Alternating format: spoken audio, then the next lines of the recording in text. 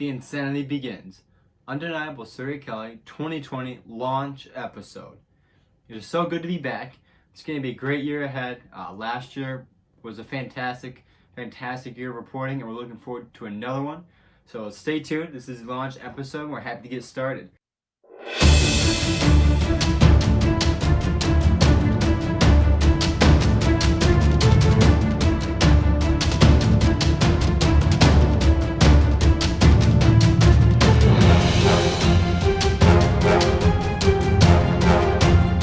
This title is definitely serious. Just looking ahead, there's a lot of good stories coming up. They're seeing, what the university is going to be putting out, what they have planned. A lot of insanity. Just a complete festering of leftism. We have a huge year ahead. Just a few updates real quick. The Morning Watch is growing. We're going to have upcoming guests on Undeniable coming soon. So get involved also. If you want to be a contributor or a staff member, we'd love to have you. Just reach out, message to us, email us. Growing the team, more stories, more coming, reach out. Back to this week's episode. The Insanity Begins. This is Undeniable with Sergei Kelley. Here, I highlight news and which is reported, things that weren't reported, and further information, indoctrination, and leftist bias at Michigan State University. So first, for this episode, The Insanity Begins, I'll be discussing two student government bills. One mandating diversity training and just how that whole meeting went down, and another bill how they're banning trays in cafeterias. And I'll also be highlighting some Morning Watch opinion pieces, and I'll be ending with some strong updates, so stay tuned. We begin with our most cherished, loved, and honored student government here. We just love them so much. Student government here is great. Two ridiculous bills. As I said, one banning cafeteria trays, and also another in this debate about inclusivity training. They just trashed rural communities, just trashed them. So this trayless bill, written by Emma Crabb to the social media manager, just the student government is doing is crazy. They are, currently you walk into a cafeteria and you can pick up a large tray, fairly large, probably this big or so. You pick it up and you can, put food on it, stuff like that. You go up to the food lines, you get some slices of pizza, you get a salad that'll be on a smaller tray, and then you can put that on the larger tray, then you can put your drink and utensils and all that stuff on there. And they want those large trays gone. There's no trays. And their whole rationale is they want to, it says more, eco-friendly, and they also want to, very oddly, influence student diets. They were saying, in this bill, food and water waste would be just so reduced with this bill that when the trays are gone, the planet is going to be so much greener. It's just going to be flourishing green. And then they also said, we want to save food, less food, we don't want to hurt the environment as much, so, because, just all this food that students are eating is just killing the environment. So they said, very oddly, that this will help control student diets and influence them, which is not the job of student government. It's kind of scary that they're going down this path, but not unexpected. And this is really a rip on freshmen too, as actually a student senator mentioned, is, they're going to want to implement this before the fall, so that when all these new freshmen come on campus, they won't know what it's like to have trays. They actually said that at the meeting. And then this is also a rip to athletes, especially student athletes, who have to eat lots and lots of food, and they can't just make 50 trips a day to the cafeteria, load up, on a tray, and it's a very convenient way. Obviously, it's a first, we're not, trays are nothing special. It's just a tray, it's a great invention, but it's not just, huge technological advancement. It's helpful, and really, is this the biggest concern of the student government? Like, really, we have, opioids problem on this campus, obviously the stuff with Larry Nassar and just, stuff coming after that. Is this really the largest problem? Students being able to carry food on trays in the cafeteria? Really? And so the student government and so many of these student senators are just virtue signalers. They're completely unattached. They don't live as other students do. They don't think like other students do. And we need to fix this lion's den. It's actually more of a lion's den of baby lions that need, actual guidance, but it needs to be fixed. Them doing this is crazy. And then the next article, I wrote one after going to the student government meeting is they passed a bill, mandating diversity training for all students, faculty, and staff. And we've been covering this in the Morning Watch as it's been progressing. But during this meeting, really hypocritical. So they're saying, be more inclusive. We need better, people need to be more aware. We don't want racists, all this stuff. So let's, while we're doing this, let's just trash, rural, small town communities. And so it's obviously huge hypocrisy. It's identity politics at its best. And just, it's impractical. Like, why are you going to bring up a bill like this and then just trash it this way? So some of the quotes, just some student senators. One, if you come from a rural area where you only saw people who just look just like you need help. And this was actually by a member from the Black Student Association. And so really, like, even if you come, let's say you come from, Cadillac, Michigan. It's predominantly white, blue collar. And so they're saying, these people, they don't know what it's like to live in a diverse area. They would need this training to make them more tolerant. But really, like, people that live there have different economic statuses. It's pretty general, but some people are richer and poorer. Some people have better, higher education levels. Some people there's a mix of views, obviously, whether it's politics, religion, etc. And just assert that because all these people have, a similar pigment of skin color or a level of melanin in their skin, that somehow they're just, in groupthink. Really? Like, seriously? Very disrespectful. It's actually very odd because this is coming from a leftist, obviously. And I know the person who said it. But there's universities across the nation where these Black student unions, these unions around, Hispanics, Latino communities that are in themselves, self-segregating. They want that. And there's actually been calls at universities for separate dormitories based on skin. So just shocking, crazy stuff. And then another quote: most people at Michigan State come from homogenous towns. Coming to MSU is the first time they're dealing with someone different than them. Really? So, like, back to our previous example, Cadillac, which is a larger small town for northern Michigan. They don't deal with people that are different than them. Wouldn't it be every day?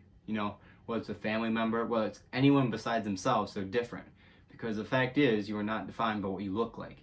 And what you look like does not determine, how much money you're going to make. It's just a complete fallacy. And the fact is, people travel. We live in the 21st century. You can travel. You can, go across the world, go across the country. There's different people. This is one of the country's most diverse countries, and not, like, sure, yes, ethnically and by race, but also just, ideologically.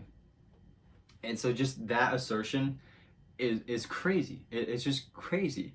And when did we stop, like, the actual dream of MLK and, Monday's commemoration for him? But when do we stop the actual dream of MLK, the founders of America, principles of Christianity, to care and to judge by content of character and by actions, not by the color of their skin? When did we stop that? It's very interesting. Just, MLK holidays coming up, and on campus there's going to be all these, like, diversity events, stuff like that, where it's going to be, there's actually one we're going to be covering, so stay tuned, where it's essentially going to be a bash against capitalism and a bash against, American foundational principles. On MLK Day, the guy who looked to the founding, who said, why are you not living up to this? Why are you not upholding that? And for them it's really, they hold and celebrate MLK, but really they go right against what he stood for and how he went by and, brought these changes. Yeah, it's really sad. But leftists are the privileged class. There's no doubt. They can go into a meeting, a student government meeting, say these very racial undertones, very, segregationist undertones. And, they all get clapped by their peers. Oh my gosh, you're doing such a good job. They're all on their high horses seeing who's the highest. And, conservatives wouldn't and shouldn't be saying that. It's not a conservative position. And if they were to say that, they'd just be blasted. So it's really, they are a privileged class. And then going to some Morning Watch opinion pieces. One, so a great contributor we have, Jack Carlson. He's doing a great job. If you know him or see him, give him a shout out. But he wrote 3 opinions for us recently. But one that really ties into with this is called "A Student Government If You Can Keep It," which ties into Franklin's famous quote of "A republic if you can keep it," which, and his article follows the same line of argument. But by the way, if you do want to be a contributor, just message us. Join the great team of contributors. Message us. But he writes, Jack Carlson. He writes, ASMSU student government, like any other student government, was founded upon the principles representing students of Michigan State. But given its reputation of being a nakedly partisan platform for leftist advocacy, it cannot claim to be a representative student government. Love what he said here. He did a great argument, and the fact is it's true. This hits the essence. They're overboard leftists. They attack conservatives and actual free thinkers, and are especially hostile to outspoken Christians. When I was a rep for 2 years, they just openly mocked that. Openly. It's crazy, these people that sit there, I'm so tolerant, we care about cultures, we care about people, I'll call you by your pronoun, you can call me by yours. And then they turn around and you mention the name of Jesus Christ or Christianity or any matter, just a conservative position, really, you get trashed upon. You get called out, they scream at you, they call a recess of 5 minutes because they can't handle it, because they're not actually adults. This really hits the essence of his article, because what ASMSU and many universities, student governments, what they are, as a government, and we see in the Western Christian sense of, of the people, by the people, and for the people, and they have an explicit duty, to protect and defend. They don't do that at all. ASMSU, when it comes down to it, is a student club that fortunately was able to steal $2.1 million from students. That's what it is. And so they're overfunded. They are a student club. I've served 2 years. I know people currently and all that stuff. And just the stories coming out of that place. Many of the Morning Watch covers, but just the rhetoric and the comments behind people's back from that place is disgusting. It is a student gossip student club with stolen $2.1 million. That, okay, there's a few things they do good with that money, but, I'd rather have the money back. And so Jack highlights actually a passage in his article. He talks about this inclusion bill they want to mandate diversity training. He highlights a passage of that bill where, because they wanted rationale for this, so they had different bias incident cases and all that, and some warranted, some it seemed a little overextended. But one of them I knew the authors of the bill, and I reached out to them. I confronted them and said, if you're going to write a bill that's main diversity training and all this stuff, which I do not agree with in one bit, but if you're going to use rationale of persecution on campus, you better be showing the attacks against conservatives. Because I would say that is by far the number one thing that happens on this campus if you're talking about bias and persecution. It's that, way above that. The amount of racism on this campus is far, far, far, far below the amount of crap that conservatives get daily. Prove me otherwise, too. I just highly would doubt that. It's very obvious. And so they had this case in there where it was actually a case where a Morning Watch member, Emma, she was harassed by the student government at their table. They do tabling, all that stuff, and she was harassed by them for being, related to the Morning Watch, for conservative, for knowing other conservatives, and just having that in the bill. So having the student government being highlighted as a discriminator in a bill where they want diversity training for everyone else, because the rhetoric in that room wasn't, oh, we need it, it was they need it. They always have a very, ASMSU sees themselves up here, and everything they do goes down here. They're like the kings and the nobles, and they just want, the serfs need to be changed. It's the mentality is very obvious when you go in there. And he says they have a choice. They can choose to actually be a student government, to actually uphold those principles. And like in America, we can choose to actually have a republic. ASMSU can choose. The representatives each meeting can make a choice. And I believe also that conservatives and moderates have a choice. Charge into that lion's den. Go to public comment, run for a seat, and keep that place accountable. You have a right to keep it accountable. One of my favorite lines of the U.S. Constitution is, the right to alter or abolish government. And they certainly need some fixing. So this year, already, we've had these 2 crazy cases about student government. We've got other news pieces lined up. We've got our great opinion pieces, but it's going to be a crazy year.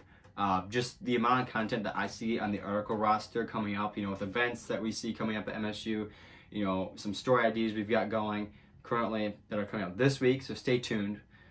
Subscribe to the website. But this year is going to be crazy. And I think, from the university, from the student government, from professors, they're seeing 2020 elections. And, I might be wrong, but I do think that they have a strong